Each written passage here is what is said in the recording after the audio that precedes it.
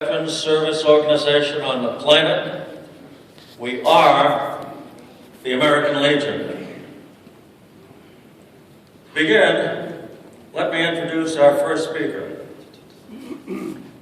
It is my pleasure to introduce from the Department of Indiana, the National Commander of the American Legion, Commander James Koutz.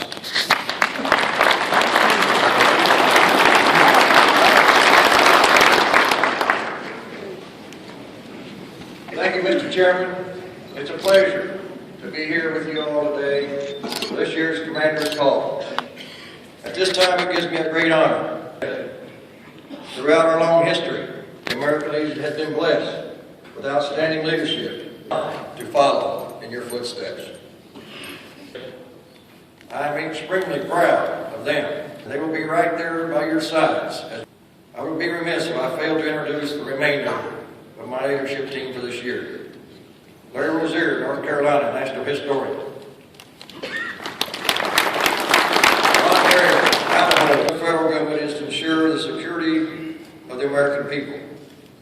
By using the deficit budget and defense budget, and therefore our military readiness, as a political football, our elected officials are failing to carry out their constitutional duties to provide for common defense.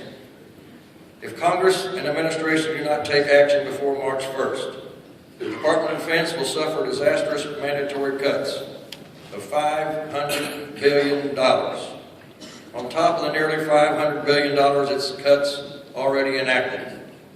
This is unacceptable. Let your elected officials know that you expect them to work this out and avoid sequestration, period. As your national commander, I set a goal to raise $500,000 for Operation Comfort Orders, and you have been responding big time. Just last week, we surpassed the $300,000 mark. I encourage all of you to take time to stop by our Operation Comfort Warrior booth this week.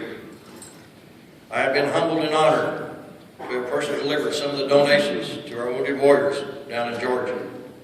Next week, I'll be at another Operation Comfort Warrior visit to Fort Jackson, South Carolina. When you're collecting donations for this program, don't forget to remind folks that every dime of their contribution, every dime goes to the troops, each and every penny. I would like to comment briefly on Distinguished Warfare Medal. These brave soldiers will forever be changed, and the American Legion wants to make sure that the awards and commendations that they receive through their sacrifice and suffice are not diminished by the introduction of Department of Defense new Distinguished Warfare Medal.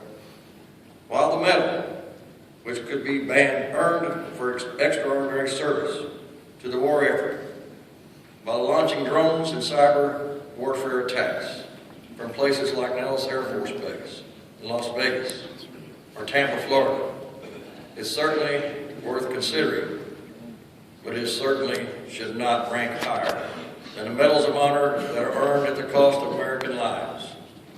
No such medal should outrank medals that are awarded to troops who are in harm's way and are definitely should not take precedence over the Purple Heart.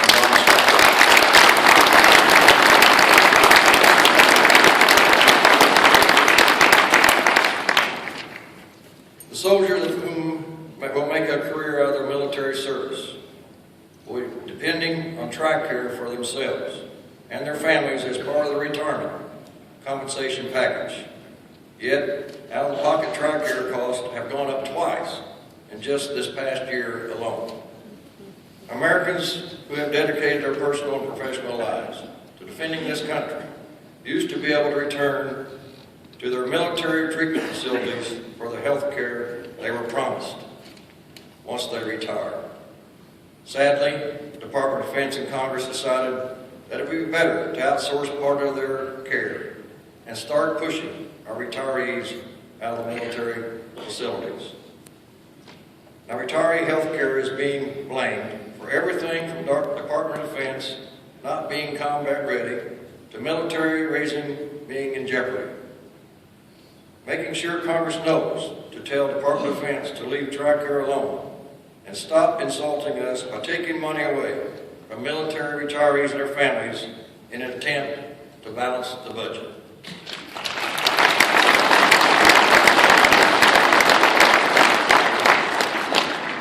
Speaking of health care, access to and quality mental health care for veterans is one of the American Legion's top priorities. We're concerned about the unprecedented numbers of service members who have returned from Iraq and are still returning from Afghanistan with traumatic brain injury or PTSD. 1.5 million veterans have separated from service during the Iraq and Afghanistan era, but only 50% of these veterans receive health care in the VA.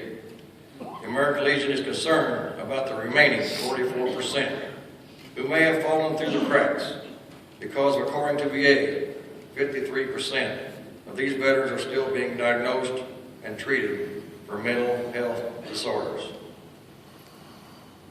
Finally, the Department of Defense provides some of its best vocational training in the nation for my military personnel. And there are a great many occupational career fields that can easily translate into a civilian job.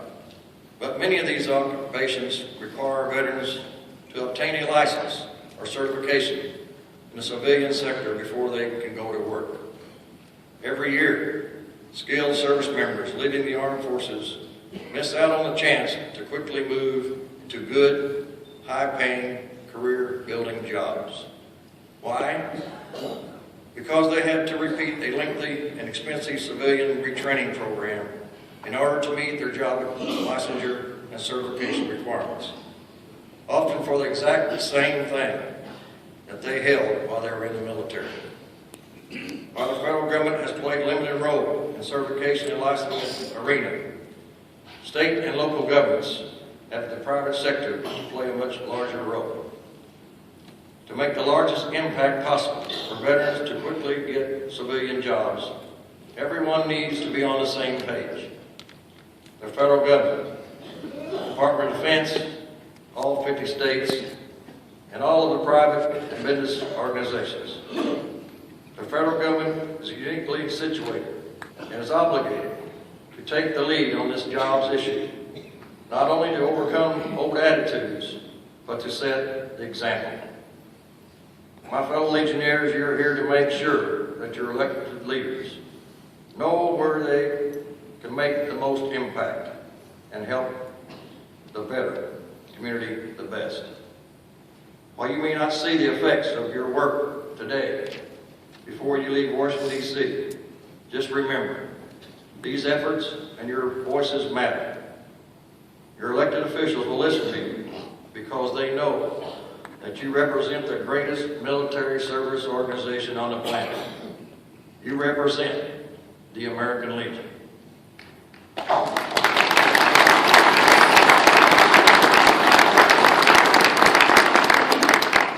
When you charge the hill later today and tomorrow, remember that we are armed with the drop sheets to leave at each and every office you visit, and the point paper package to give you a deeper understanding and background and all the items on the drop sheet. I urge you to go visit your elected officials and brief them on these legislative priorities that are set forth by the American Legion. Number one, state the Legion's position clearly and concisely. Number two, don't let them sidetrack you into discussions other than legislative issues. Stick to your guns. If they ask you for more information on the Legion's position, let them know that we have a full-time team here in Washington, D.C. that will work with them and their staff for as long as necessary to get the job done. Number three, our nation's military and veterans are facing a number of challenges, and it's your job to let the members of Congress know. It's your job to influence them, to take our position and fight for what is right for those who have served this country. Thank you.